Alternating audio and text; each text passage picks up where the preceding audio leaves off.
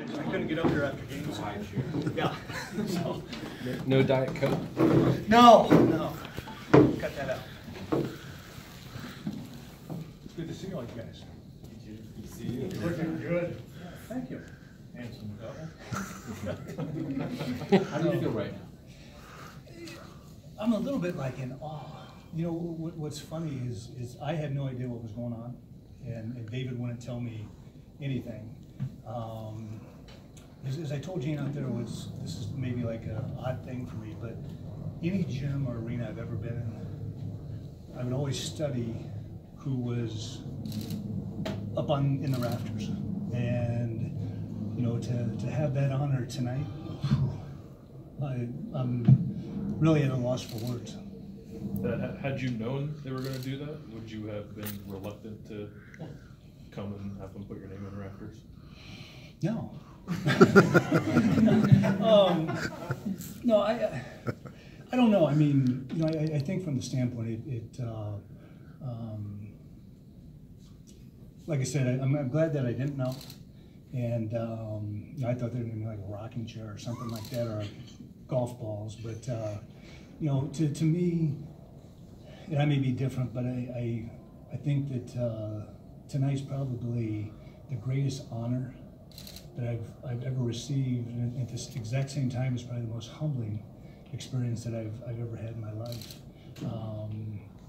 You know, I think when I think back to all the people I've seen in rafters, and you know, to do it at a place where I didn't go to school, it quite honestly means the world to me. Were you at all surprised that Chris and his wife, they called to do this so soon, and you haven't been gone that long? Yeah, you know, but I'll be honest with you. The one thing I said to myself was, usually I do this when a guy's dead, and at least I get to see it. So I was excited from that standpoint. But you know, I think that the transition has been so smooth, and Chris is doing not only with the coaching, but just running the program and you know, the things that we tried to do when we were here in terms of, bringing back the former players, and you know, what he's done in that regard is I mean, second to none, and just everything that he's doing here. I could not be happier in terms of the fact that he's here, the job that he's doing, and what he's going to continue to do. Thad, how have you been enjoying your year and a half away? I was in Bahamas last week for the battle to Atlantis. But you know, honestly, doing a lot of catch up in terms of you know, I think for me, the proudest moment of the night was for my kids and my wife, because you know, all of our jobs takes us away, but I think of all the things that I've missed, and you know, one of my daughters received an award at her school the other night, and I was laughing, saying if I was still working, I wouldn't have been there to see it. And so, you know, just doing some traveling and that sort of thing. And I tell people I'm still unwinding from the 17 years or whatever I was a head coach. Thad, we know this can be a tough business sometimes.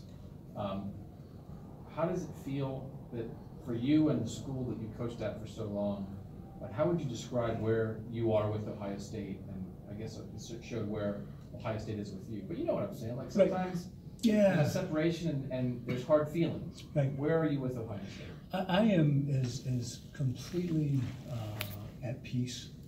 You know, it's funny because I always said this when I worked here. I don't know what they do to the students and the fans when they're here, but they inject something in them. And you know, I found myself rooting so hard last Saturday for Ohio State in the Michigan game, and we don't miss games. Now basketball is a little bit different. I didn't get to see those guys as much as I wanted to last year, but no, we had a great run here, and you know, I said that this summer, when you're coaching, you remember the losses. When you're not coaching, you remember the wins, and you know, I've had. It's funny, in my office in my new house, I've just got pictures up, and you know, just sitting there sometimes and look around, because when you're coaching, you don't have the opportunity to ever stop and smell the roses because it's always on to the next thing. And I remember in the start of '07 season, after we played for the national championship, we were getting ready to play our first game, and Vince O'Brien came into the locker room, and I was sitting there, and the team was out warming up, and I said, "Hey Vince, you realize we just played for the national championship?" He's like, "Yeah." And I said, "I think it's the first time I've thought about it since," because it was just, you were on to the next thing. And so from that perspective with Ohio State, you know, this place, I raised my kids here for the majority of their lives, and 13 years is a long time. And Columbus is such a great city. Ohio State's such a great institution that it's always going to be part of who we are. How did this all come together tonight? What were the conversations like with you and everyone here at Ohio State in terms of making this moment happen? Well, you know, Chris had reached out and you know, he says, "Hey, we want to come back and honor you." And after I talked to him, I immediately called David Eggle and said, "How much do they want for this honor?" And but you know, it just sort of happened, and he said, "You know, you can pick any game you want." And believe it or not, this is like the only game. I got a daughter who's studying abroad next semester, so we couldn't do a Big Ten game. And it worked out well for us in terms of our schedule. With that, it was probably pretty easy for them to pick the game highlights to show in that video, you know, Sill shot and Evans launch in Indy and stuff like that. I'm just wondering what memories you may have of, you know, special moments that just come right to mind with you, maybe that were not even, you know, moments on the court. I'm sure you had a few go through your head. Yeah, you know, Jeff, it's funny because I always get asked the question now, who's your favorite player, your all-time favorite player? And kind of like, what's your all-time favorite memories? And I always say the same thing. You know, there's some guys, I had a friend call me the other night and said, "Hey, my son was playing on one of your former players' teams, he didn't like you." And I said, "Well, what makes you think I liked him?"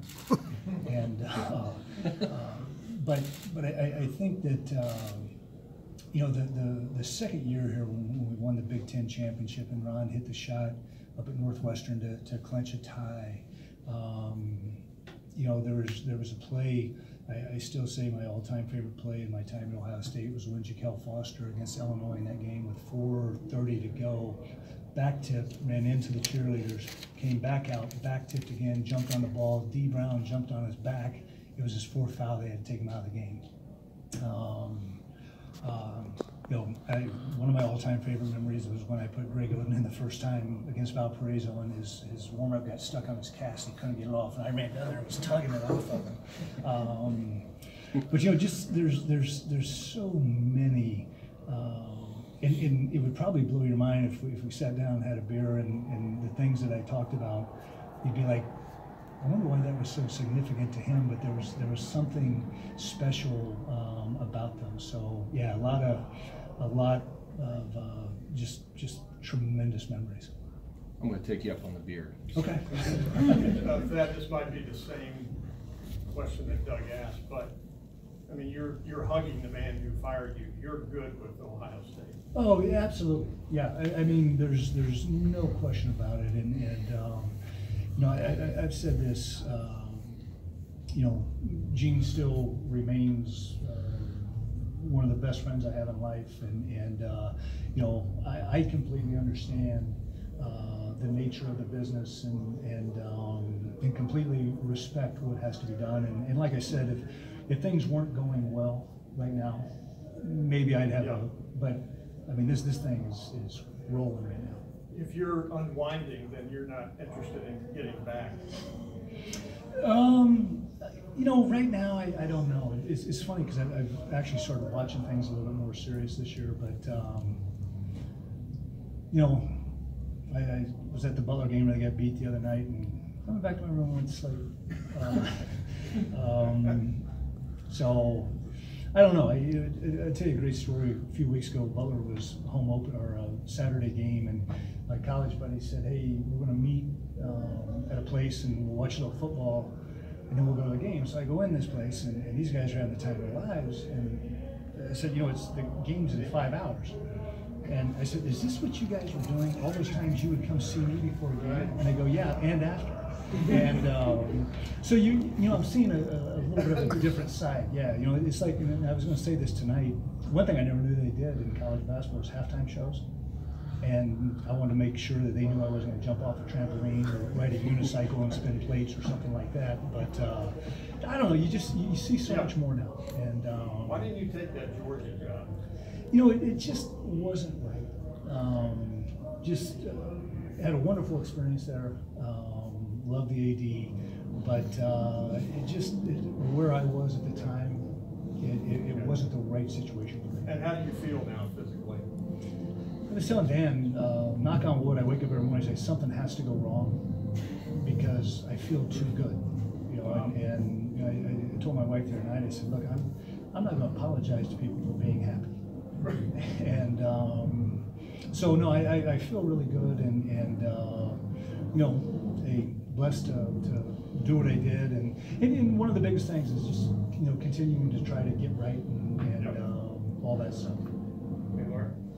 Dad, just how much do you follow the Ohio State men's basketball program these days? And you've got this little fraternity of players who seem to keep in touch. I'm wondering how often you get in touch with them. You know, it's funny. I follow as close as I can. I didn't see a ton of games last year, but I mean, I always know when they're playing. I can follow the score. You know, and in terms of the players, you know, it's great when the NBA guys come through Indianapolis now, because you know, I've got to see D'Angelo, Evan, and Michael. They've been to town already, and Pacers take great care of me in that regard.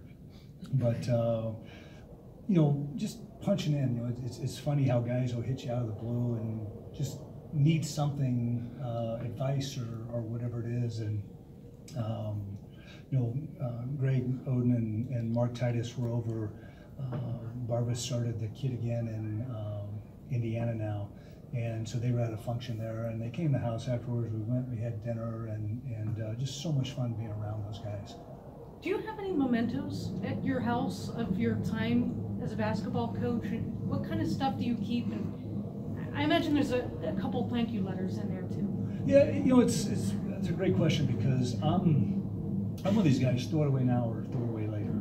And my wife, you'll probably see her on Dr. Phil sometime, because she holds on to everything. And but you know, I've got special pictures up, and I actually came out this morning and I had all my rings on, and I said, "You guys dare me." And my youngest daughter and I said, "Double dare you, Dad." I said, "I'm not going to do that." But I don't know. It's funny, because there's so many things that have happened. And I said this summer. I think when I was talking, when we were moving, I was going through stuff in my office in here in Columbus, and I called my wife and I said, you know, we accomplished a lot in the time we were here. And back to saying to Doug, like I really didn't know that. And but no, it's funny, just the things that you get, and getting to see the people tonight that you know, I was probably always closer to the people behind the scenes than I was the ones ahead, and you know, getting to see those guys is awesome. Okay. Thank you, guys. Thank you.